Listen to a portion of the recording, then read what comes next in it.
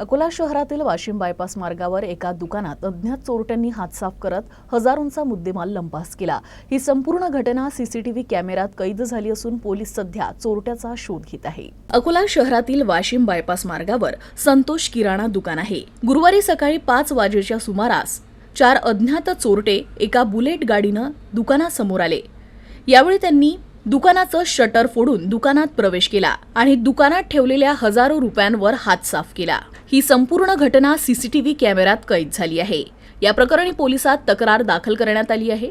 प्रकरणी पोलिसांनी गुन्हा दाखल केला असून अज्ञात चोरट्यांचा शोध सुरू केला आहे।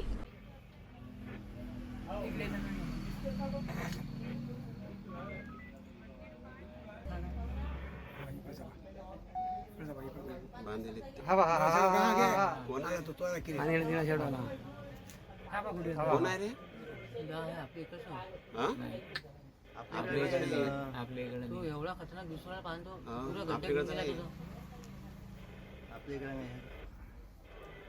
आपल्याकडे बातोल त्याच्या तेव्हा पेस्कट सगळं आहे पेस्कट आहे पिवळे कुठे